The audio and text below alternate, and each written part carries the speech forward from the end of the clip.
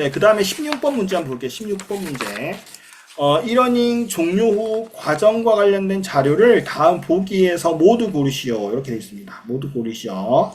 자, 여기서 보면 종료 후에 종료 후. 그죠? 종료 후. 종료 후. 자, 교과서 관리 자료 맞나요? 관리 자료. 이거 맞죠? 그 다음에 매출 보고서 맞나요? 매출 보고서 맞습니다. 그죠? 그 다음에 시스템 운영 현황 자료 맞나요? 맞죠? 그 다음에 학습자 프로파일 자료는 뭐예요? 종료는 아닙니다. 이거. 그 다음에 과정평가 결과 보고 자료. 그죠? 이도 맞다. 그래서 기흥, 니은, 디귿, 미음. 그죠? 이렇게 될 겁니다. 요거는 아마 부분 점수가 없을 거예요. 여기 4개를 다 명확하게 맞춰야지 아마 4점이 될 겁니다. 4점이 될 것 같습니다. 자, 그 다음에 이러닝 컨텐츠 개발을 위한 자원 중에서 인적 자원 요소 4가지를 골라라. 이렇게 되어 있습니다. 그죠? 잘 선택하셨는지 모르겠어요. 여기 중요한 게 뭐냐면 컨텐츠 개발을 위한 거예요. 개발을 위한 겁니다. 개발. 어떤 분들은 뭐 운영자도 있고 뭐 이런 말씀을 하시는데 일단 개발의 인적 자원은 이렇습니다. 내용 전문가 있어야 돼요. 그죠? 그 다음에 교수 설계자, 그 다음에 작가, 매체 제작자, 강사, 성우, 웹 디자이너, 애니메이터, 웹 프로그래머. 네, 이 정도가 될 것 같습니다. 이 정도에서 한 4개 정도 이렇게. 예, 그죠? 운영자는 뭐예요? 운영 관련된 부분이, 운영 관련된 이해가 획기적입니다. 운영 관련된. 개발에는 이분은 참여를 안 해요. 네, 개발은 참여를 안 한다.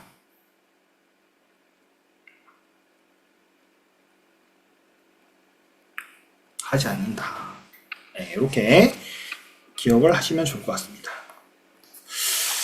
그 다음에 버지의 그죠? 교수자 역할 모델에서 교수자 역할 4가지를 요거는 제가 실기 전에 그죠? 실기 전에 한번 이것도 나올 것 같습니다 라고 언급을 했던 부분이에요. 왜냐면 이외 필기에서 나왔던 거기 때문에. 그래서 크게 교육적 역할, 그 다음에 사회적 역할, 관리적 역할, 기술적 역할 이렇게 역할을 한다. 그죠? 그래서 뒤에도 관련된 내용들 한 번 더 넣어놨으니까 요거는 꼭 기억을 해두시면 좋을 것 같습니다.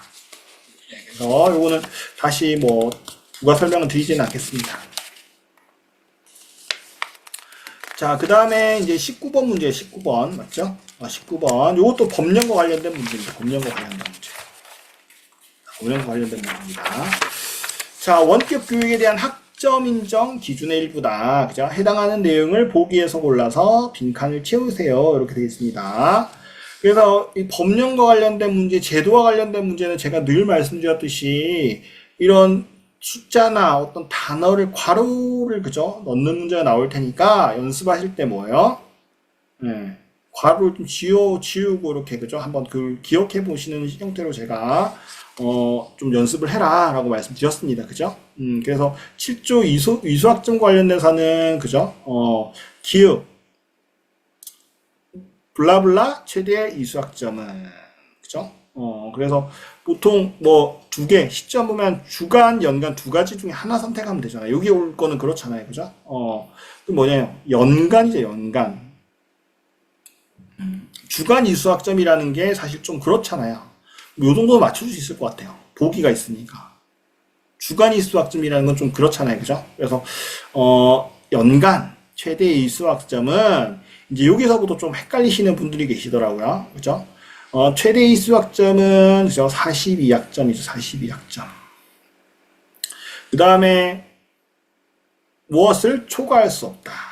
학기 그죠? 마다 무엇을 초과할 수 없다라고 되어 있습니다.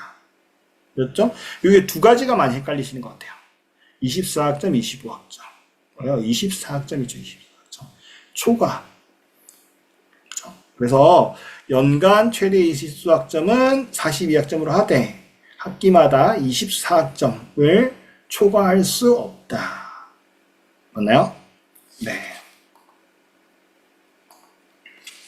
자, 마지막 문제입니다. 이제 형성평가라는 것이 있는데, 형성평가의 목적으로 옳은 것은, 그죠? 형성평가의 목적으로 옳은 것은 이렇게 되어 있습니다. 그래서 여기서는 뭐예요? 평가라는 것이 세 가지 유형이 있다. 진단이라는 게 있고, 형성평가라는 게 있고, 총괄평가라는 게 있다. 맞죠? 그걸 구분하시면 크게 문제가 없다. 그래서 형성평가라는 것은 뭐예요? 과정에 집중하는 거고는 결과에 집중하는 거다. 이렇게 제가 설명을 드렸습니다. 자, 그러면 기획 뭐예요? 학습자의 사전 지식을 진단하는 거다. 라고 했을 때 뭐예요? 이거는 뭐예요? 진단. 그죠? 진단평가예요, 진단평가. 그러니까 수업을 진행하기 전에 이 학습자들의 역량이나 사전 지식이 어느 정도 되는지를 파악하기 위한 거. 맞죠? 그렇게 생각하시면 됩니다. 그 다음에 학습의 촉진하는 것은 뭐예요? 요거는 형성입니다, 형성. 자, 설명을 좀 더 뒤에 드릴게요. 그 다음에 최종 성적을 결정하는 건 뭐예요? 결과에 해당하는 거니까, 그러니까 총괄이에요, 총괄. 그죠? 교육 내용이 올바른지 확인하는 거, 요건 뭐예요? 이것도 형성이에요, 형성. 그 다음에 학습 방향의 적합성을 점검하는 거. 이것도 형성입니다. 자. 그래서 이전에 제가 뭐 강의에서는, 이걸 구체적으로 설명을 드렸는데, 이거 다시 한번 설명을 드릴게요. 일단 형성이라는 게 좀 중요한데, 왜 그러냐면, 형성이라는 것은 뭐예요? 보통, 개선을 목적으로 한다라고 해서, 개선을 목적으로 한다. 목적으로 한다. 그래서 과정 중심적이다라고 말씀드렸습니다. 개선 목적. 자, 예를 들면 1차 시를 했어요. 1차 시를 했는데 1차 시의 어떤 부분을 했는데 수업을 했어요. 수업을 했는데 학습자들이 뭐예요? 이해를 잘 못하는 것 같아.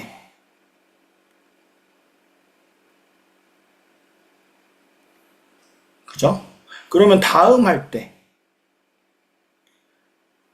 이게 왜 그런지를 파악하는 거. 왜 그럴까? 왜 그럴까? 교수법의 문제일 수도 있고, 그죠?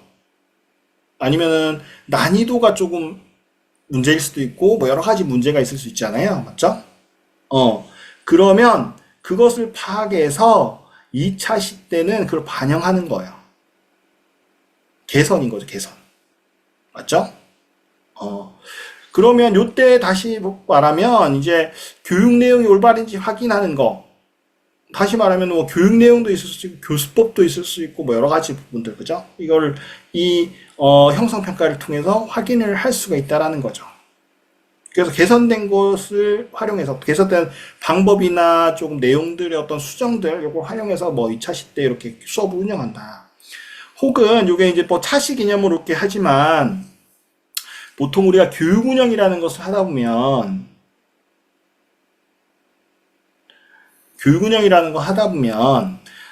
차수라고 보통 해요. 여긴 차시고 차수라고 해요. 차수. 왜냐면 동일한 교육 과정을 여러 번 하는 경우가 있어요. 다시 말하면 1차수 때 예를 들어 한 100명 정도 해요. 100명 정도. 대기업 같은 경우에는 뭐 한 1000명 이상 되잖아요. 직원들이. 그러면 이걸 100명을 나눠서 해서, 그죠? 100명 단위로 해서 보통 10차수를 해요, 10차수. 1000명을 한단 말이에요. 그죠? 그럼 똑같은 운영을 한다고 하더라도, 어떻다? 처음에 했을 때 뭔가 문제점이 생겼어요. 앞서 말한 여기와 마찬가지로 뭐 학습자들이 이해를 잘 못하던다든지, 뭔가, 그죠? 뭔가 그 만족도 조사 같은 걸 했는데 이러이러한 부분이 조금 보완이 됐으면 좋겠다든지 이런 의견들이 있을 거 아니에요. 그죠? 그러면 그 의견들을 반영해서 2차 수할 때 반영을 하고 또 여기서도 의견 나오는 것도 뭐예요? 3차 수할 때 반영하고 개선을 목적으로 하는 개선을 목적으로. 이게 뭐다? 네. 형성평가다. 그죠?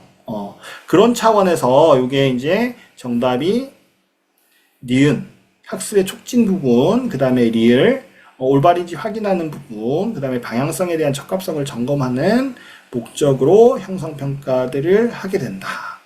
이렇게 정리를 하시면 좋을 것 같습니다. 지식 디자이너